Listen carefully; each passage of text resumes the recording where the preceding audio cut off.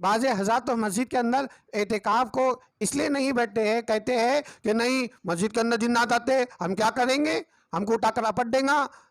ہم کو مار دیں گا۔ بسم اللہ الرحمن الرحیم، نحمدہ ونصلی علی رسول الکریم، اما بعد۔ محترم سامعین کرام، آج آپ حضرات کے سامنے کس طرح اعتکاف کرتے ہیں اس کی وضاحت کی جائے گی۔ حضرات گرامی، اعتکاف ایک بہت اونچا عمل ہے۔ اعتکاف ایسا عمل ہے گویا کہ کوئی شخص کسی کے سامنے، کسی کے در پر حاضر ہوا اور اس وقت تک نہیں جا رہا جب تک کہ اس کی مراد پوری نہ ہو۔ ایسے ہی معتکف کا حال ہوتا ہے، وہ اللہ کے در میں آتا ہے، اللہ کے در پر آ کر اللہ کو مناتا ہے اور اس وقت تک نہیں جاتا جب تک کہ اس کی مراد پوری نہ ہو جائے۔ حضرات گرامی، اعتکاف رسول اللہ صلی اللہ علیہ وسلم ہر سال کیا کرتے تھے۔ جب سے آپ مدینہ میں گئے، مدینہ میں کبھی بھی آپ نے اعتکاف نہیں چھوڑا۔ اعتکاف کے بارے میں خود کلام اللہ شریف میں اللہ تبارک و تعالیٰ نے فرمایا ہے، وَلَا تُبَاشِرُوهُنَّ وَأَنْتُمْ عَاكِفُونَ فِي الْمَسَاجِدِ، عاکفون فی المساجد، کہ مساجدوں میں اعتکاف کرتے ہیں۔ حضرات گرامی، آپ حضرات کے سامنے اس بات کی وضاحت کرنا ہے کہ اعتکاف فرض کفایہ ہے۔ ہر محلے میں، ہر محلے کے اندر اعتکاف لازم ہے۔ ہر شخص اعتکاف نہیں کر سکتا، کم سے کم ہر محلے کا ایک آدمی اعتکاف کرے۔ اب سوال یہ ہے کہ ایک محلے کے اندر 3 مسجد، 3 مساجد، 5 مساجد بھی رہتی ہے۔ بعض اوقات محلہ بڑا ہوتا ہے، ایک ہی محلے کے اندر 3 5 مساجد رہتی ہے، تو کیا ہر مساجد کے اندر معتکف اعتکاف میں بیٹھیں گا، یا ایک ہی مسجد کے اندر ایک شخص اعتکاف کر لے تو کیا محلے والوں کا سب کا حق ادا ہو جائے گا؟ ایک یہ بھی سوال پیدا ہونا چاہیے۔ اس لیے آپ حضرت کے سامنے واضح کر دوں کہ یاد رکھیں، جس مسجد کے اندر جامع کلمہ یاد رکھے کہ جس مسجد میں 5 وقت کی نمازیں ہوتی ہے اور تراویح ہو رہی ہے، جمعہ کی نماز ہو رہی ہے، ان مساجد کے اندر ہر ایک مساجد کی جتنے مقتدیان ہیں اور جتنے مساجد کو لگے ہوئے گھر ہیں، ہر ایک پر کم سے کم ایک مساجد کے اندر ایک معتکف بیٹھا کر رکھے۔ یعنی اگر ایک مسجد کے اندر معتکف اعتکاف میں کوئی بھی ایک آدمی اگر نہیں بیٹھے گا تو یاد رکھے اس مسجد کا جتنا احاطہ ہے، اس مسجد کے اندر جتنے لوگ نماز پڑھنے کے لیے آتے ہیں سب گناہ گار ہوں گے، سب گناہ گار ہوں گے۔ آج کل لوگ یہ بھی بہانہ بنا لے رہے ہیں کہ ایک محلہ ہے، چلو ایک محلے میں ایک مسجد میں بیٹھ گئے تو سب کا حق ادا ہو گیا۔ نہیں، ایسا نہیں ہوتا۔ شریعت میں جو کہا جا رہا ہے اس پر عمل کرے، اور خاص طور سے اعتکاف کے اندر جہاں جہاں مساجد ہے اس کے اندر تو مقتدیان کو چاہیے، عوام الناس کو بھی چاہیے کہ اپنی ذات سے فکر کریں کہ میں اعتکاف میں بیٹھوں گا، میں اعتکاف میں بیٹھوں گا، میں نہیں بیٹھوں گا، میرے گھر کا ایک فرد دوں گا۔ ہر ایک اپنی ذات سے یہ فکر کرے،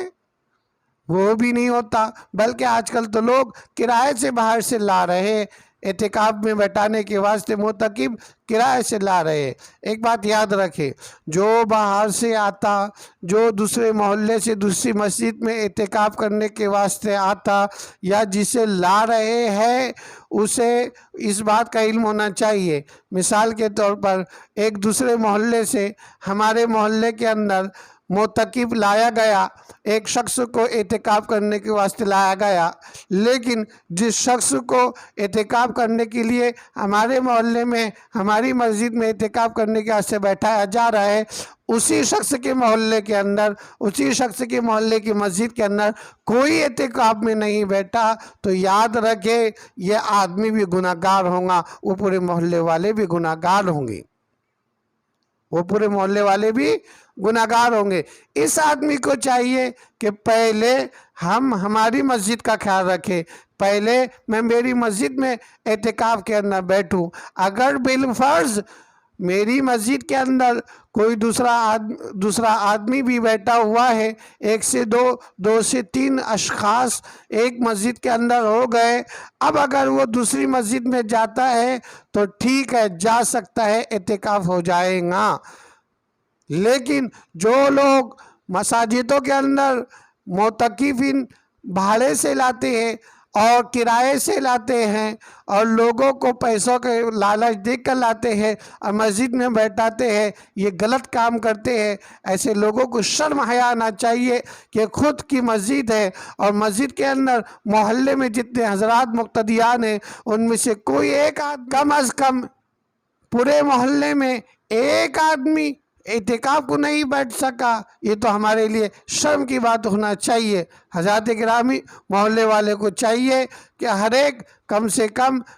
اپنے اپنے گھر سے ایک ایک فرد دے اور مسجد کو آباد کرے، مسجد کے اندر اعتکاف کرے، مسجد کے اندر عبادتیں کرے۔ محترم سامعین کرام، بعض حضرات تو مسجد کے اندر اعتکاف کو اس لیے نہیں بیٹھتے ہیں، کہتے ہیں کہ نہیں مسجد کے اندر جنات آتے، ہم کیا کریں گے، ہم کو اٹھا کر اپٹ دیں گا، ہم کو مار دیں گا۔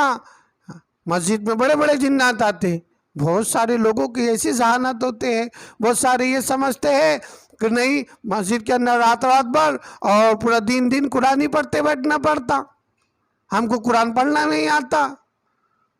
اور بہت ساروں کے ذہن ایسا ہوتا ہے کہ نہیں مسجد کے اندر تو پڑھا لکھا ہی اعتکاف کے اندر بیٹھے۔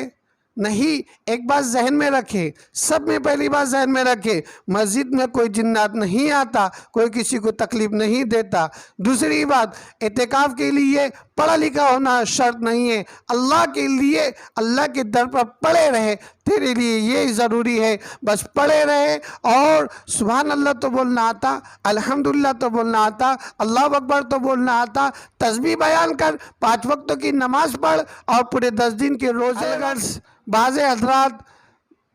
اعتکاف میں جو مسائل پیش آتے ہیں اس سے نہ انجان ہوتے ہیں، اس کا بات کا علم نہیں ہوتا، لہذا اس کی تحقیق کرتے رہے، اپنے اپنے ایریا کے، اپنے اپنے مساجد کے، اپنے اپنے علاقے کے علماء مفتیان کرام کے پاس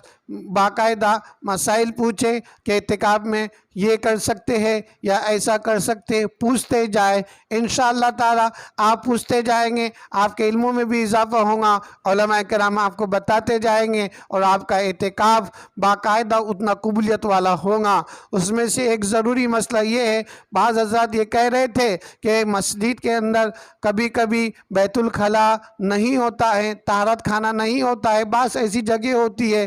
کبھی کسی کے دوسرے گھر پر جانا پڑتا ہے یا مسجد کے باہر بیت الخلا طہارت خانہ ہوتا ہے، کیا بیت الخلا طہارت خانے کے لیے مسجد سے باہر یا کسی کے گھر پر جا سکتے ہیں؟ اگر مسجد کے اندر انتظام نہ ہو تو یاد رہے بیت الخلا کے لیے ضرورت کے لیے باہر جا سکتے ہیں، آپ بیت الخلا کریے، طہارت کر لیے اور کسی سے دنیاوی بات رک کر نہ کریے، اگر چلتے چلتے بات کر لیے تو ٹھیک ہے، اس سے کوئی کباہت نہیں ہوتی۔ بہتر یہی ہے کہ کسی سے بات نہ کرے، اپنی ضرورت پوری کرے اور فوراً وضو کرے، اب اپنے مسجد کے ایریا میں آ جائے۔ اور جیسے جیسے سوالات آپ حضرات کے